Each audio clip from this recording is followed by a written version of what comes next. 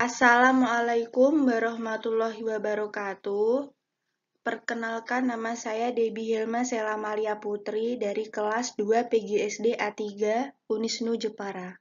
Di sini saya akan menerangkan materi tentang implementasi media pembelajaran media visual.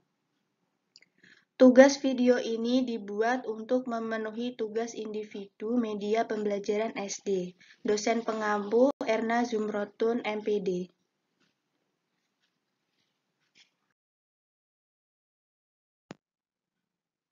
Pengertian media berbasis visual. Media pembelajaran berbasis visual adalah media pembelajaran yang menyalurkan pesan lewat indera pandang atau penglihatan.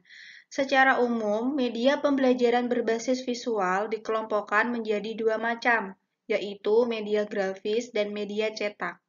Media grafis antara lain meliputi media foto, gambar, sketsa, bagan, grafik, papan tulis, flanel, poster, kartun, peta, dan globe. Media cetak meliputi transparansi atau OHT dan modul. Menurut Ashar Arsyad, prinsip umum yang perlu diketahui untuk penggunaan efektif media visual antara lain: 1. Usahakan visual itu sesederhana mungkin dengan menggunakan gambar garis, karton, bagan, dan diagram. 2. Visual digunakan untuk menekankan informasi sasaran yang terdapat teks sehingga pembelajaran dapat terlaksana dengan baik. 3. Gunakan grafik untuk menggunakan ikhtisar keseluruhan materi sebelum menyajikan unit demi unit pelajaran untuk digunakan oleh siswa menyajikan informasi. 4. Ulangi sajian visual dan libatkan siswa untuk meningkatkan daya ingat. 5.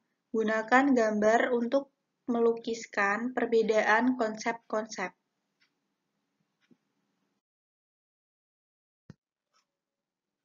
Fungsi media visual adalah untuk menarik perhatian, memperjelas sajian ide, menggambarkan fakta yang mungkin akan cepat dilupakan jika tidak divisualkan. Media visual yang tepat dalam proses pembelajaran akan membawa keberhasilan karena pada dasarnya media visual memiliki 4 fungsi, yaitu 1. Fungsi atensi, yaitu mengarahkan perhatian siswa untuk berkonsentrasi pada isi pelajaran yang berkaitan dengan makna visual yang ditampilkan atau menyertai teks, materi, dan pelajaran. 2. Fungsi afektif, yaitu dapat menggugah emosi dan sikap siswa. 3. Fungsi kognitif, yaitu memperlancar tujuan untuk memahami dan mengingat informasi yang terkandung dalam gambar. 4. Fungsi kompensatoris, yaitu dapat mengakomodasi siswa yang lemah dalam menerima materi melalui teks dan verbal. Jenis-jenis media visual dalam pembelajaran. 1. Media yang tidak diproyeksikan. Yang pertama, media realita adalah benda nyata. Benda tersebut tidak harus dihadirkan di ruang kelas, tetapi siswa dapat melihat langsung ke objek. Kelebihan dari media realita ini adalah dapat memberikan pengalaman nyata kepada siswa. Yang kedua, model adalah benda tiruan dalam wujud 3 dimensi, yang merupakan representasi atau pengganti dari benda yang sesungguhnya. Penggunaan model untuk mengatasi kendala tertentu sebagai pengganti realita. Yang ketiga, media grafis. Tergolong media visual yang menyalurkan pesan melalui simbol-simbol visual.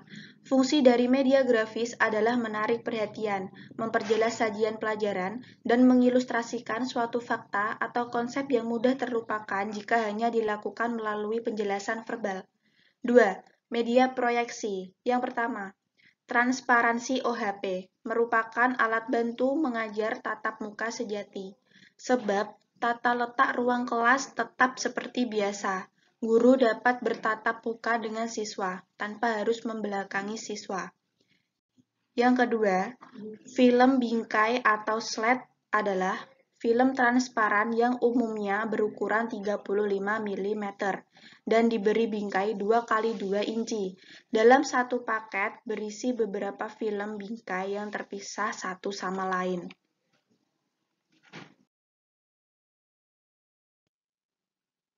Kelebihan media visual. 1. Sifatnya konkret. Gambar atau foto lebih realistis menunjukkan pokok masalah dibanding dengan media verbal semata. 2. Gambar dapat mengatasi masalah batasan ruang dan waktu. Tidak semua benda untuk objek atau peristiwa dapat dibawa ke kelas, dan tidak selalu bisa. Anak-anak dibawa ke objek tersebut.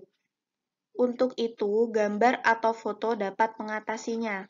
3. Media gambar dapat mengatasi keterbatasan pengamatan kita. Sel atau penampang daun yang tak mungkin kita lihat dengan mata telanjang dapat disajikan dengan jelas dalam bentuk gambar.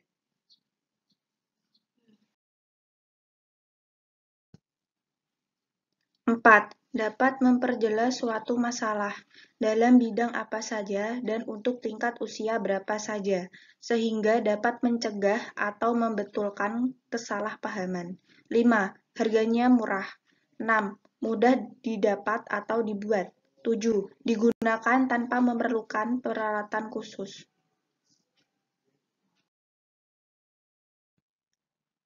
Kelemahan media visual. 1. Gambar atau foto hanya menekankan persepsi indera mata.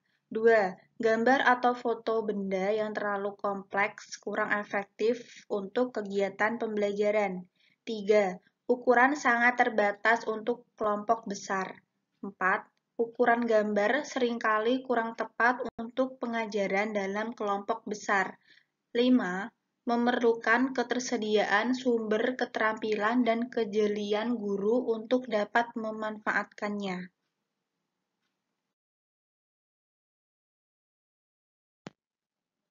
Sekian dan terima kasih.